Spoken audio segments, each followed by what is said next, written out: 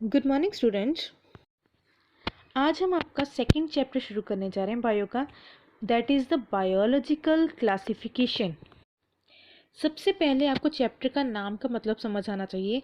Biological classification का मतलब होता है जो अर्थ पे जितने भी लिविंग वंस रहते हैं उनको उनके फीचर्स के बेसिस पे ग्रुपिंग में यानी कि ग्रुप वाइज रखना। इस ग्रुपिंग का मेन पर्पस होता है कि हमें जो कॉमन एनिमल्स या प्लांट्स हैं उनके कॉमन फीचर्स या जो उनमें डिसिमिलैरिटीज़ आती हैं वो पता चल सके और उनको हम एक प्रॉपर सीक्वेंस में रख सकें। इसका फ़ायदा ये होगा कि एक तो हमें पता चल जाएगा कि भी अर्थ पे अभी तक कौन कौन सी नई वैरायटी प्लांट्स की, एनिमल्स की और अदर माइक्रो ऑर्गेनिजम्स की अर्थ पे एग्जिस्ट की है और कौन से पूर्वज उनके रहे हैं, कैसे वो अपनी बॉडी के अंदर या अपने सेल के अंदर चेंज लेके आकर कैसे वो अभी तक सरवाइव कर रहे हैं। इससे हमें उनके रिलेशनशिप्स के बारे में भी पता चल सकता है। इससे हमारी स्टडी बहुत इजी हो जाती है क्योंकि अर्थ पे इतनी लाइफ फॉर्म्स हैं कि इनकी डिटेल स्टडी करना बहुत ज़्यादा मुश्किल है। इसीलिए उनको ग्रुप में रखा जाता है कि भी उनके कॉमन कैरेक्टर्स के बेसिस पे हम उनको डिफ्रेंशिएट कर सकें। क्लासिफिकेशन को 3 कैटेगरीज में डिवाइड किया जाता है: artificial system, natural system and phylogenetic system. Artificial system का मतलब होता है क्लासिफिकेशन का कि हमें उनके पूर्वजों का नहीं देखना कि भी उनके पूर्वज क्या थे, बट सिर्फ हमें ये देखना कि आज के टाइम में उनमें कौन कौन से कॉमन कैरेक्टरिस्टिक्स दो स्पीशीज़ के अंदर आ रहे हैं। That is the artificial system. Second है नेचुरल सिस्टम। नेचुरल सिस्टम का मतलब है कि उनके पीछे वाली जनरेशन के बारे में हमें पता करके उनको ग्रुप में रखना, उनको डिवाइड करना। नेक्स्ट है फाइलोजेनेटिक सिस्टम। फाइलोजेनेटिक सिस्टम का मतलब होता है जिसमें हम उनके पूर्वजों के बारे में भी स्टडी करेंगे कि वो किससे इवोल्व होके किससे अभी तक पैदा हुए हैं और क्या अभी तक उनके बॉडी के अंदर चेंजेस आए हैं। एवोल्यूशन हम उनकी पढ़ेंगे।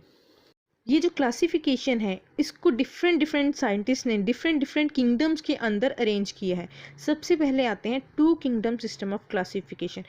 मीन्स जितनी भी अर्थ पे लाइफ है उसको 2 हिस्सों में बांटा गया था।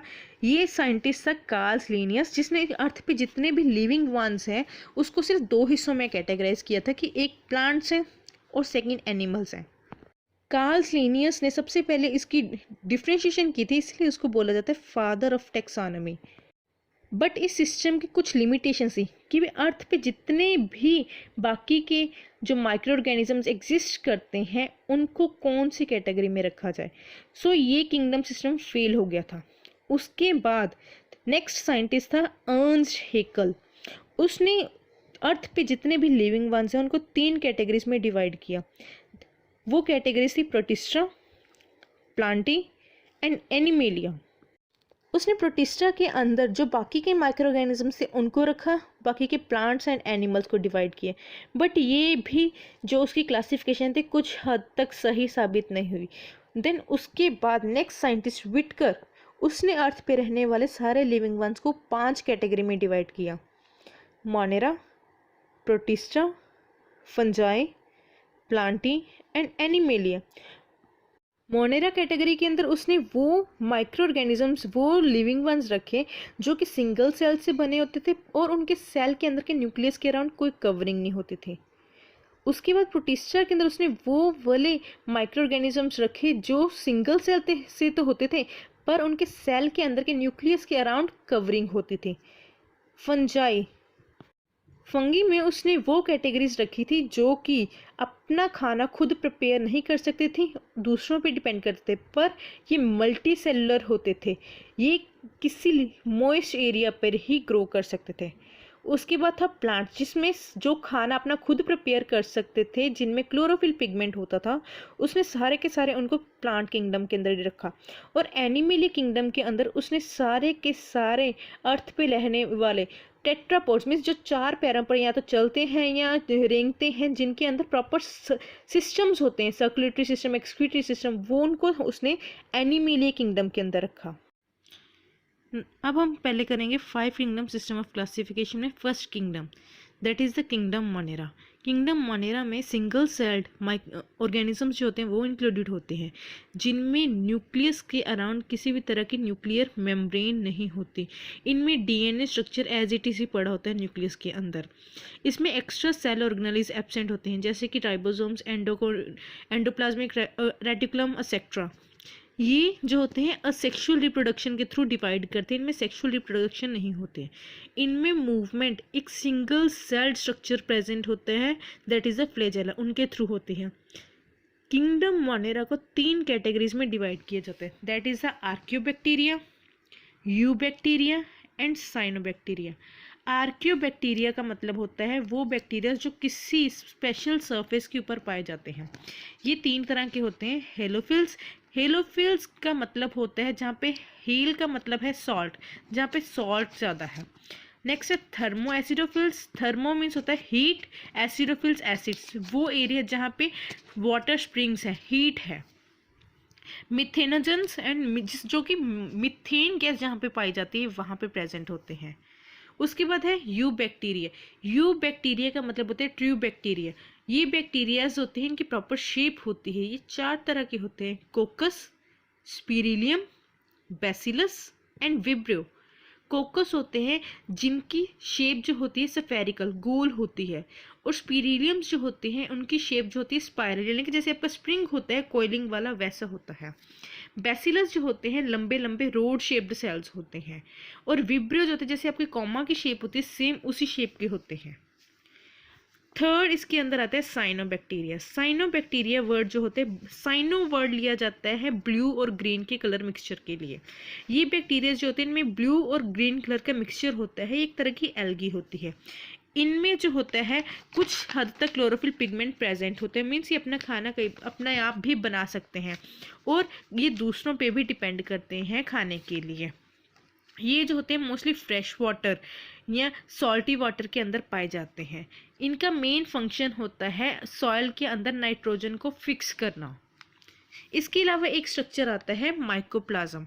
माइकोप्लाज्म जो होते हैं ये एक तरह का फ्री लिविंग प्रोकैरियोट है, मीन्स ये फ्रीली किसी भी सरफेस पे नहीं पाया जाता, जहाँ पे भी उसको जगह मिल जाती है वहीं पे ग्रो कर सकता है। इनमें सेल वॉल भी नहीं होती, जबकि हमने किया है कि जो किंगडम मोनेरा होती है उनमें सेल वॉल प्रेजेंट होती है, बट ये एक ऐसा स्ट्रक्चर है इसमें जिनमें सेल वॉल भी एब्सेंट होती है। ये विदाउट ऑक्सीजन भी ग्रो कर सकते हैं।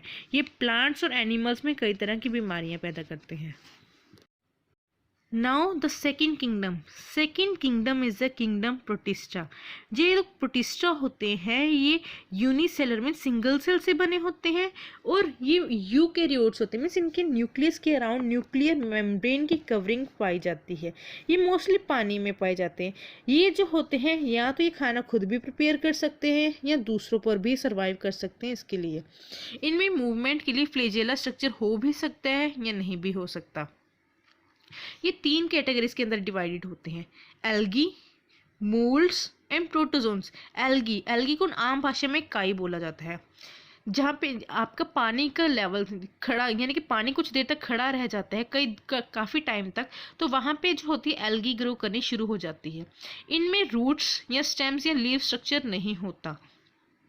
इनकी फॉर्म्स होती हैं डायटम्स या डायनोफ्लैजेलेट्स। डायटम्स का मीन्स होता है कि भी वो स्ट्रक्चर्स एल्गी का जिनमें सेल वॉल प्रेजेंट होती है, और डायनोफ्लैजेलेट मीन्स 2 फ्लैजेला प्रेजेंट होते हैं इनके अंदर मूवमेंट के लिए। उसके बाद है मोल्ड्स। मोल्ड्स सिंगल सेल्ड होते हैं, ये इकट्ठे किसी भी जगह पे ग्रुप फॉर्म में भी पाए जाते हैं, एक स्ट्रक्चर की फॉर्मेशन में। ये जो होते हैं स्पोर्स के थ्रू डिवाइड करते हैं। इनके स्पोर्स हवा से लाइट वेट होने की वजह से, हवा की वजह से एक जगह से दूसरी जगह चले जाते हैं, और वहीं पे जहाँ पे भी इनको प्रॉपर रिक्वायरमेंट यानी कि प्रॉपर सरफेस एरिया मिल जाता है वहीं पे वो ग्रो करने शुरू हो जाते हैं। इसके बाद प्रोटिस्टा के अंदर आते हैं थर्ड कैटेगरी प्रोटोजोन्स। प्रोटोजोन्स जो होते हैं ये सिंगल सेल्ड होते हैं, ये फ्री लिविंग भी पाए जाते हैं, मीन्स ऐसे किसी भी फ्री एरिया में पाए जाते हैं, या ये किसी के ऊपर भी रह सकते हैं। इनमें अलग अलग तरह से मूवमेंट्स होती हैं। इनकी मूवमेंट के अकॉर्डिंग उनको 4 भागों में बांटा जाता है। एक है अमीबॉइड मीन्स अमीबा शेप, इनकी शेप अमीबा की तरह होती है और ये पानी में रहते हैं और पानी में ही ये मूव करके अपना फूड लेते हैं। सेकेंड है फ्लेजिलेट, फ्लेजेला मीन्स मूवमेंट के लिए इनके पास फ्लेजेला लाइक स्ट्रक्चर होता है। नेक्स्ट है सिलिएटेड, सिलिएटेड होते हैं मीन्स जिनमें सीलिया लाइक स्ट्रक्चर प्रेजेंट होता है, थ्रेड लाइक स्ट्रक्चर्स होते हैं जो इनकी मूवमेंट में हेल्प कर सकते हैं। फोर्थ है स्पोरोजोन्स, स्पोरोजोन्स होते हैं जो रिप्रोडक्शन के लिए जिनको स्पोर्ट्स ज़रूरी होते हैं, मीन्स ये स्पोर्ट्स के थ्रू ही रिप्रोड्यूस कर पाते हैं। आई होप आपको अभी तक ये दोनों किंगडम्स डिटेल में समझ आ गए होंगे। बाकी के जो 3 किंगडम्स हैं हम नेक्स्ट टाइम करेंगे। Thank you.